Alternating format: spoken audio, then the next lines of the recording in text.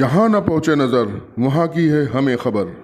अब देश विदेश की खबरों से रहिए ना बेखबर। अब आपकी आवाज़ पहुंचेगी आला अधिकारियों तक। हर क्राइम पर होगी हमारी नज़र। पल पल हर पल आपके साथ वारिश टाइम।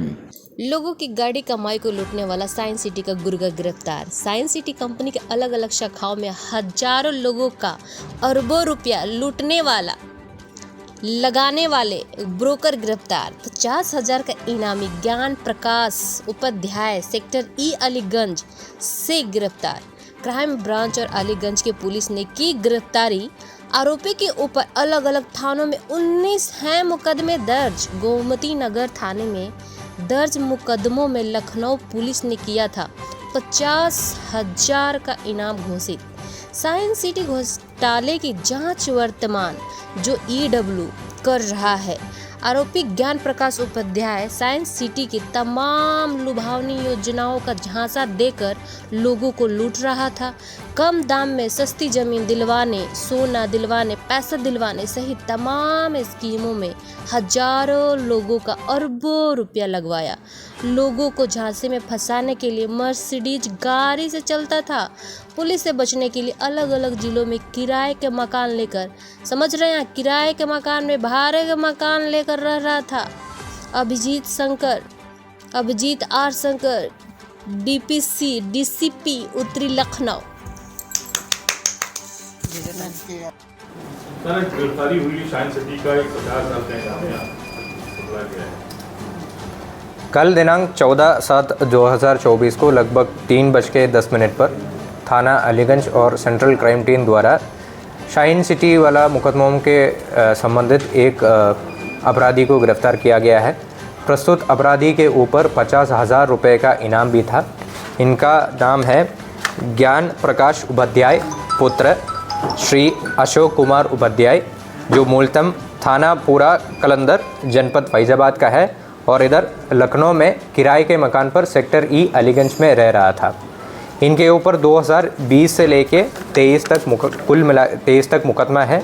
कुल मिला के इनका आपराधिक इतिहास में 19 मुकदमे हैं, जिसमें 67, 68, 420, 409 ऐसे तरीके से भिन्न भिन्न फिनेंशियल क्राइम्स है। इस व्यक्ति के ऊपर गोमती नगर थाने में दर्ज 2 मुकदमे के संबंध में 50,000 रुपये का इनाम हुआ था, जो 5/2020 और 698/2020 है। प्रस्तुत अभियुक्त shine city group of companies में एक ब्रोकर के तौर पे काम कर रहा था और MLM में भी हिस्सा रहा है। ये सामान्य लोगों को धोखा देने के लिए और भी लोगों को रिक्रूट किया गया था। जब तक हमारा अभी तक जो पूछताछ में ये आया था कि इन्होंने एक मर्सिडीज़ बेंज ई क्लास गाड़ी भी अपने साथ में इस्तेमाल करता था और अलग अलग तरीके से, जैसे किस्तों पे ज़मीन लेने के, सस्ता ज़मीन लेने के, ज्वेलरी दिलवाने के नाम पे अलग अलग तरीके के स्कीम जो शाइन सिटी चला रहा था, उसमें बहुत ज़्यादा लोगों को फंसाकर उनका पैसा शाइन सिटी ग्रुप को के लिए लगवाया गया है और ख़ुद अपने आप लगभग 1 करोड़ के ऊपर पैसा का लाभ इनको प्राप्त हुआ है। प्रस्तुत व्यक्ति को हम पूछताछ कर न्यायिक हिरासत में भेजकर आवश्यक विधिक कार्रवाई किया जा रहा है। अलीगंज में सर कब से रह रहा था और कैसे पुलिस इसके पास पहुंची, कैसे? जैसे मैंने बोला, ये बहुत 2020 में भी ये जेल जा चुका था। 11 महीने जेल में रहने के बाद 2021 में छूट के आया था। उसके बाद ये बहुत शातिर तरीके से लगभग 3-4 महीने में या 6 महीने में ये लगातार किराए के मकान बदल के रह रहा था। तो पुलिस लगातार इनके पीछे रहा है और हमको एक इनपुट मिला है, टेक्निकल एविडेंस में मिला है और मुखबिर खास सूचना भी मिला है कि ये प्रस्तुत व्यक्ति जो है अलीगंज क्षेत्र में किसी जगह पे निवास कर रहा है और इसी को वेरीफाई करते हुए आगे बढ़ के इनको गिरफ्तारी किया गया है। क्या राशिद नईम से सर क्या राशिद नईम से संपर्क में था, उसके भाई से संपर्क में था? तो अभी तक जो प्राथमिक पूछताछ में ये सामने नहीं आया है कि इनके ठीक संपर्क में था या नहीं था। फिर भी अब हम लोग इसमें पूछताछ करेंगे और आगे जाके पुलिस कस्टडी रिमांड लेके अगर पूछताछ करना है तो वो भी प्रक्रिया किया जाएंगे। अकाउंट में क्या निकला है, इसके क्या अकाउंट में वगैरह हुआ है? और ये जो बिटकॉइन में भी लोग काम कर रहे थे और एक सर इन लोग का ये काम होता है कि जो गाड़ियों को प्रलोभन देके कि हम आधे पैसे में गाड़ी देंगे, उसका एडवांस पैसे लगेगा, उसमें भी शामिल था क्या?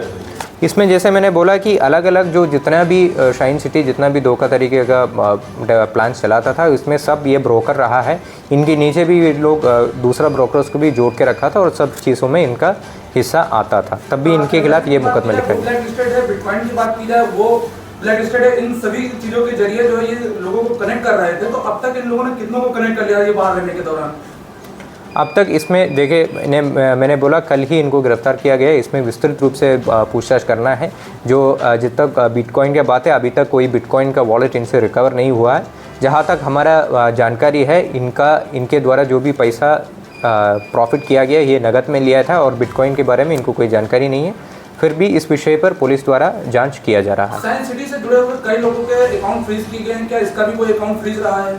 ये ERW से ये पूरा विवेचना किया जा रहा है कि वहीं पे संपर्क करके इनका जो अभी मौजूद में अगर कोई अकाउंट यूज़ कर रहा है या कोई रिश्तेदार के नाम पे भी अगर ये घटना का पैसा का इस्तेमाल करने के लिए कोई अकाउंट खोल दिया गया है तो उसको भी फ्रीज कर आवश्यक विधि कार्रवाई किया जाएगी। Thank you.